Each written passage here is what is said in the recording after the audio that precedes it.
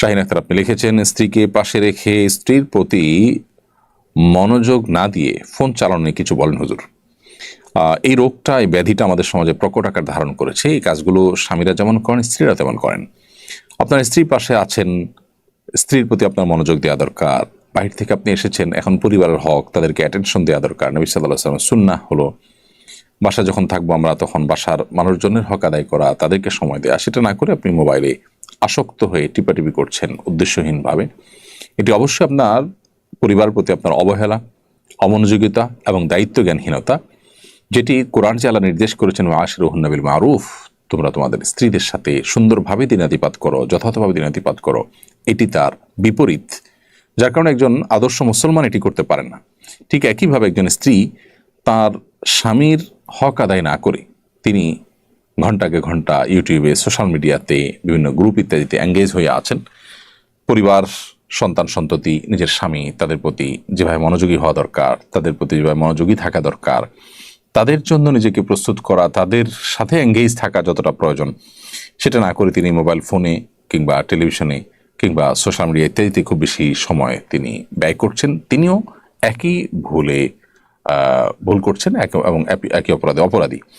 তো এই জায়গাটাতে আমাদের এই ব্যাধিটা দূর করা দরকার, যে সোশ্যাল মিডিয়ার আসক্তি কিংবা মোবাইল ফোনের টিপাটিপি, এটা যেন আমাদের পরস্পরের প্রতি যে কর্তব্য আছে, সেই কর্তব্যের জায়গা থেকে আমাদেরকে সরিয়ে না দেয়। আমরা যেন আসক্তির জায়গা চলে না যায়। আসক্তির জায়গা চলে গেলেই কিন্তু কর্তব্যর জায়গা থেকে সরিয়ে দিবে। স্বামী হিসাবে স্ত্রীর ভরণ পোষণের ব্যবস্থা করলেন, স্ত্রীর শারীরিক চাহিদা পূরণ করলেন, জাস্ট এটুকুই তার প্রতি আপনার একমাত্র কর্তব্য নয়। আপনি তাকে সময় দেয়া, তার কাজে সহযোগিতা করা, তার ভালো সঙ্গী হওয়া, তার সাথে একান্তে সময় কাটানো, এই সবগুলোই কিন্তু স্ত্রীর প্রতি আপনার যে কর্তব্যগুলো আছে তার মধ্য থেকে। সো সেগুলোর ব্যাঘাত সৃষ্টি হয় বা সেগুলোকে আপনাকে আদায় করতে দেয় না, সেরকম কোনো কাজ আপনার মধ্যে যদি থাকে, সেটা নিয়ে আপনার বারবার ভাবতে হবে এবং সেখানে সংশোধনী আনতে হবে। এই সোশ্যাল মিডিয়ার আসক্তি, মোবাইল ফোনের অতিরিক্ত ব্যবহার, এটা আল্লাহর থেকে আমাদেরকে দূরে সরাচ্ছে, বান্দার হক নষ্ট করাচ্ছে, জাহান্নামের দিকে আমাদেরকে নিয়ে যাচ্ছে। বিধায় বিষয়টা খুবই সিরিয়াস। এটা কে খুব হালকাভাবে দেখার কোনো কারণ নেই। এই জন্য স্বামী হোক আর স্ত্রী, নারী হোক আর পুরুষ, সবাইকে এ ব্যাপারে দায়িত্বশীল আচরণ করতে হবে এবং এই ব্যাধি থেকে মুক্ত হওয়ার, সুস্থ হওয়ার চেষ্টা চালাতে হবে। এর পরের প্রশ্ন হলো, আমি শক্তি বৃদ্ধির জন্য শরীর চর্চা করতে চাই, কিন্তু ইসলামী পন্থাতে আমি সেটি করতে ইচ্ছুক। নবী সাল্লাল্লাহু আলাইহি ওয়াসাল্লাম কি এই ধরনের শরীর চর্চা করেছিলেন?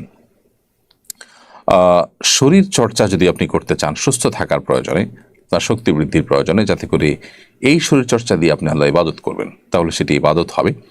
নবী করিম সাল্লাল্লাহু আলাইহি ওয়াসাল্লাম শরীর চর্চাকে নেতিবাচকভাবে দেখেননি, বরং ইতিবাচকভাবে দেখেছেন। সাহাবীদের কেউ কেউ কোনো কোনো সময় এমন কোনো খেলাধুলা মেতে উঠেছেন যেটি শরীর চর্চামূলক, নবী সাল্লাল্লাহু আলাইহি ওয়াসাল্লাম দেখে সেগুলোকে উৎসাহ দিয়েছেন। এই মর্মে বিভিন্ন বর্ণনা আমরা পাই। সেখান থেকে বোঝা যায় যে এটি নাজায়েজ কোনো বিষয় নয়। তাছাড়া নবী সাল্লাল্লাহু আলাইহি ওয়াসাল্লাম পরিষ্কারভাবে ঘোড়দৌড়, তারপরে তীর নিক্ষেপ ইত্যাদি জাতীয় যে কম্পিটিশনগুলো আছে, এগুলোকে তিনি অনুমোদন করেছেন, যেগুলোর সাথে শরীর চর্চার সম্পর্ক আছে। সেখান থেকে বোঝা যায় যে শরীর চর্চা করা বা ব্যায়াম করা, সুস্থ থাকবার প্রয়োজনে, ফিট থাকার প্রয়োজনে এটি জায়েজ আছে। এবং একজন মুসলমানের উদ্দেশ্য হবে যে ফিট থেকে তিনি আল্লাহর ইবাদতবন্দি করবেন সঠিকভাবে, সুন্দরভাবে। এটা হবে তার শরীর চর্চার প্রধান এবং মূল উদ্দেশ্য। তাহলে সেটি ইনশাআল্লাহ সওয়াবের কারণ হতে পারে।